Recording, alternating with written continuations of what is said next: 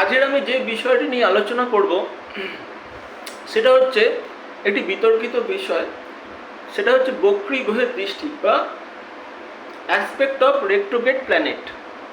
অর্থাৎ retrograde planet বা বক্রী গ্রহ যদি কোনোভাবে থাকে, সেই ভাব অনুযায়ী কোনভাবে দৃষ্টি দিলে কেমন ফল দেয়।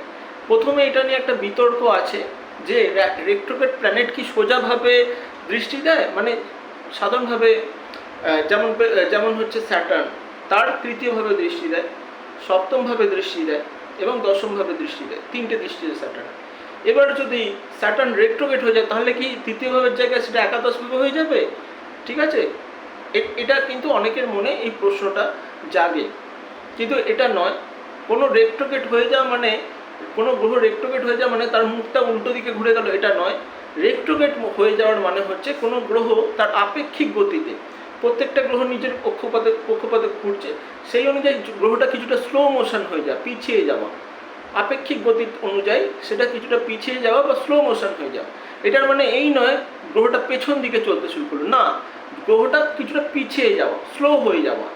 অন্যান্য গ্রহের তুলনায়, গতির তুলনায় সেই গ্রহটা কিছুটা স্লো হয়ে গেলে সেটাকে তখন রেট্রোগ্রেড হিসেবে দেখায়। তার মানে এই নয় গ্রহটা পেছন দিকে চলতে শুরু করলো, এটা একদমই নয়। তাহলে গ্রহের দৃষ্টি যেদিকে থাকার সেই দিকেই থাকবে, যে কোনো গ্রহের ক্ষেত্রে যেদিকে দৃষ্টি থাকার সেই দিকে দৃষ্টি থাকবে, কিন্তু গ্রহটা রেট্রোগ্রেড হবে। এটা রেট্রোগ্রেড গ্রহের দৃষ্টিটা অনেকটা গ্রহের রেট্রোগেশনের মতোই ফল দেবে, যেভাবে তার দৃষ্টি পড়বে। এবার সেটা নিয়ে আমি আলোচনা করছি। কোনো গ্রহ যদি রেট্রোগ্রেড অবস্থায়, যে কোনো গ্রহ, যে কোনো প্ল্যানেট, সাধারণভাবে রবি চন্দ্র ছাড়া সব কটা গ্রহ রেট্রোগ্রেড হয়। রাহুকেতুকে ধর্মে রাহুকেতু সবসময় রেট্রোগ্রেড থাকে। তো বাদবাকি যে পাঁচখানা গ্রহ আছে, অর্থাৎ মঙ্গল, বৃহস্পতি, বুধ, শুক্র এবং স্যাটার্ন, এই যে পাঁচটা গ্রহ আছে, এটা মাঝে কখনো কখনো রেট্রোগ্রেড হয়, কখনো কখনো সোজা হয়। তো এবারে যদি কোনো গ্রহ রেট্রোগ্রেড অবস্থায় অন্য কোনো গ্রহকে, মানে অন্য যে কোনো ভাবকে দেখে, সেই ভাবের যে কারকতাগুলো, সেই ভাবের যে বিষয়গুলোকে ডিলে করে দেবে, সেগুলো প্রাপ্তির বিষয়কে ডিলে করে দেবে, কিন্তু ভালো দেবে, দেরিতে হলেও ভালো দেবে। আর একটা জিনিস, রেট্রোগ্রেড প্ল্যানেট আমাদের কিছু কার্মিক ফলকে নির্দেশ করে, যেটা আগের জন্মে করে এসেছি। কোনো ঘটনা দেখবেন আমাদের জীবনে ঘটে, 1 বছর আগে ঠিক যে স্থানে যে ঘটনাটা ঘটলো, সেই সেম টু সেম ঘটনা, সেই হয়তো সেই ব্যক্তির সাথে দেখা হলো, বা সেই জিনিসটাই জীবনে ঘটলো, বা কোনো জিনিস আমি যেটা আগেও দেখেছিলাম সেটাও দেখলাম, একই জিনিস সামনে ঘটলো। এটা কিন্তু জানবেন তার সেই ছকের মধ্যে রেট্রোগ্রেড প্ল্যানেট আছে, তার কারণে কিন্তু এই ঘটনাটা সেই ভাব অনুযায়ী বারবার ঘটাচ্ছে। তো রেট্রোগ্রেড প্ল্যানেটে কি হয় না, একই ঘটনা পুনঃ পুনঃ ঘটতে থাকে। এটা আবার আরেকটাও বিষয় নির্দেশ করে, কোনো সুযোগ বারবার আসা। একটা কাজ হয়তো কেউ করতে পারলো না, 3-4 বছর পরে সেই একই কাজের সুযোগ আবার জীবন হলো, সে কিন্তু সেটাকে রিপেয়ার করতে পারে। আমাদের কিছু কর্ম পেন্ডিং অবস্থায় পড়ে থাকে, যেগুলো আগের জন্মে করিনি, সেই কর্মগুলো আবার রেট্রোগ্রেড গ্রহ হিসেবে আমাদের সেই কর্মের ফলগুলোকেই, মানে সেই কর্মটাই আবার আমরা যাতে এই জন্মে করতে পারি, রেট্রোগ্রেড গ্রহ সেই হিসেবে সেই কর্মগুলোকে আমাদের জীবনে বারবার ঘটাতে থাকে। তো এটা রেট্রোগ্রেড প্ল্যানেটের নিয়ম।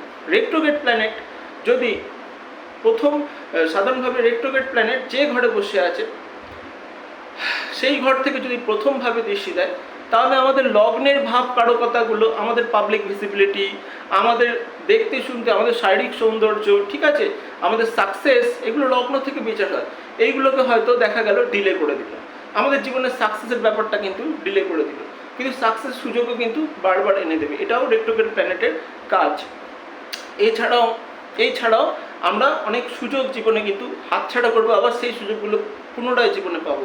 রেট্রোগ্রেড প্ল্যানেট যদি ফার্স্ট হাউসকে দেখে, রেট্রোগ্রেড প্ল্যানেট যদি সেকেন্ড হাউসকে দেখে, তাহলে কিন্তু তার সঞ্চয় ভাবকে সে ডিলে করে দেবে। অন্য কোনো ব্যক্তি, যে কোনো ব্যক্তি যে একই বয়সে একই ইনকামে যে সঞ্চয় করবে, সেই ব্যক্তিটা কোনো কারণে সেই সঞ্চয়টা কিন্তু আরও সময় নেবে সেই একই জিনিস সঞ্চয় করতে। ধরুন একটা কেউ ফ্ল্যাট কিনবে, বা একটা কেউ কোনো গাড়ি কিনবে, বা কেউ কোনো ফার্নিচার কিনবে, সেটা যে টাকাটা সঞ্চয় করে যে কিনবে সেটা কিন্তু দেরি হয়ে যাচ্ছে, বা যে পরিমাণ ব্যাংক ব্যালেন্স করার কথা সেটা কিন্তু দেরি হচ্ছে।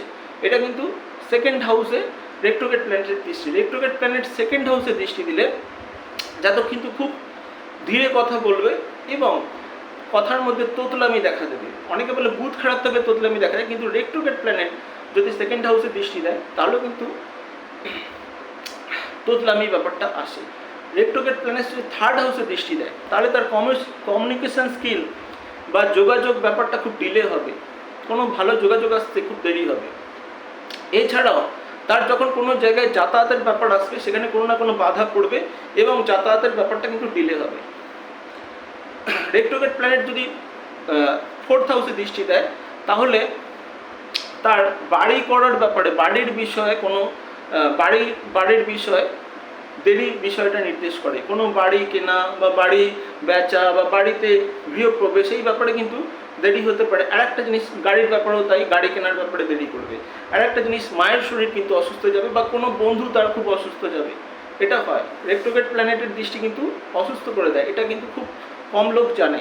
রেট্রোগ্রেড প্ল্যানেটের দৃষ্টি যদি, যে কোনো রেট্রোগ্রেড প্ল্যানেটের দৃষ্টি যদি ফিফথ হাউসে পড়ে, পঞ্চম ভাবে পড়ে, তাহলে কিন্তু জাতকের যে শিক্ষা, উচ্চশিক্ষা, পঞ্চম ভাব থেকে উচ্চশিক্ষা বিচার হয়, চতুর্থ ভাব থেকে শিক্ষা বিচার হয়, পঞ্চম ভাব থেকে উচ্চশিক্ষাটা লং টাইম ধরে হবে।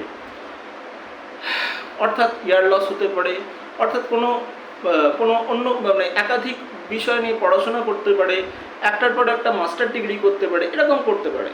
উচ্চশিক্ষাটা কিন্তু একটু দেরি করে সমাপ্ত হবে। প্রেমের ব্যাপারে কিন্তু ডিসিশানে আসতে দেরি হবে। একাধিক প্রেম ভালোবাসা জীবনে নিয়েও আসবে রেট্রোগ্রেড প্ল্যানেট। রেট্রোগ্রেড প্ল্যানেট যদি সিক্সথ হাউসে বসে থাকে তাহলে কিন্তু এটা শত্রু এবং রোগ ব্যাধি বৃদ্ধি করে এবং জাতকের কোনো মামলা মোকদ্দমা দীর্ঘদিন ধরে চলতে পারে, কোনো রোগ ব্যাধি বারবার হতে পারে, এই ব্যাপারগুলো কিন্তু হতে পারে। আরেকটা বিষয়, একই লোকের সাথে একাধিকবার শত্রুতা হতে পারে। এটা কিন্তু রেট্রোগ্রেড প্ল্যানেট সিক্সথ হাউসে বসে থাকলে এই ফলটা দেয়। রেট্রোগ্রেড প্ল্যানেট সিক্সথ হাউসে বসে থাকলে এটাও হতে পারে কোনো চাকরির বিষয় চাকরি পেতে দেরি হতে পারে, এই ব্যাপারটা কিন্তু দেখা যাবে। কিন্তু সেই চাকরির সুযোগটাও কিন্তু জাতকের জীবনে একাধিকবার আসবে। রেট্রোগ্রেড প্ল্যানেট যদি সেভেন্থ হাউসে দৃষ্টি দেয় তাহলে কিন্তু তার বিবাহের বিষয়ে খুব দেরি করবে, ব্যবসার উন্নতির ক্ষেত্রেও কিন্তু দেরি হবে। রেট্রোগ্রেড প্ল্যানেট যদি মানে বক্রী প্ল্যানেট যদি এইটথ হাউসে দৃষ্টি দেয় তাহলে কিন্তু তার কোনো মানে হঠাৎ প্রাপ্তি, সেই বিষয়ে কিন্তু নাবাচক ব্যাপার দেখা যেতে পারে, বা হঠাৎ প্রাপ্তির কোনো বিষয় বা পূর্বপুরুষের কোনো অর্থ যেটা না খেটে আমরা পেতে পারি সেটা বিষয় কিন্তু নাও পাওয়া যেতে পারে বা পেতে প্রচুর দেরি হতে পারে, এই বিষয়টা দেখা যেতে পারে। আর কোনো রোগ ব্যাধি হঠাৎ কোনো খারাপ বিষয় কিন্তু জাতকের জীবনে ঘটিয়ে দিতে পারে। রেট্রোগ্রেড প্ল্যানেট যদি আরেকটা জিনিস হয়, রেট্রোগ্রেড প্ল্যানেট বা বক্রী গ্রহ যদি অষ্টমভাবে দেখে তাহলে জাতকের আয়ু বৃদ্ধি করে এবং দুঃখ কষ্ট বৃদ্ধি করে। রেট্রোগ্রেড প্ল্যানেট বা বক্রী গ্রহ যদি নবমভাবে দৃষ্টি দেয়, হতে পারে তার বাবা অসুস্থ হতে পারে বা বাবার সাথে তার মতবিরোধ ঘটতে পারে, গুরুদেবের সাথে মতবিরোধ ঘটতে পারে, গুরুদেব অসুস্থ হতে পারে, এই ব্যাপারটা দেখা যেতে পারে। কিন্তু পরবর্তীকালে সে কিন্তু তার বাবার শিক্ষা বা তার পিতার যে শিক্ষা বা গুরুদেবের শেখানো শিক্ষা সেটাকে সঠিক বলে মনে করতে পারে। রেট্রোগ্রেড প্ল্যানেট যদি নবমভাবে দৃষ্টি দেয়, গুরুদেব এবং পিতা এই দুটো বিচার হয় নবম ভাব থেকে। প্রথম জীবনে হয়তো সে নাস্তিক হতে পারে, পরের জীবনে হয়তো প্রচণ্ড আস্তিক হয়ে যেতে পারে। রেট্রোগ্রেড প্ল্যানেট বা বক্রী গ্রহ যদি নবমভাবে দৃষ্টি দেয়, বক্রী গ্রহ যদি দশমভাবে দৃষ্টি দেয় তাহলে কিন্তু কর্মের বিষয়ে দেরি হতে পারে, জীবনের যে স্ট্যাটাস, জীবনের যে উন্নতি তার বিষয়ে কিন্তু দেরি হতে পারে।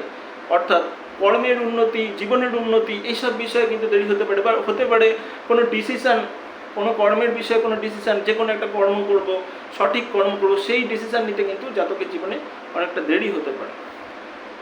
অর্থাৎ সাকসেসের বিষয়ে, কর্মের বিষয়ে সাকসেস কিন্তু দেরিতে আসবে যদি রেট্রোগ্রেড প্ল্যানেট দশমভাবে দেখে। রেট্রোগ্রেড প্ল্যানেট বা বক্রী গ্রহ যদি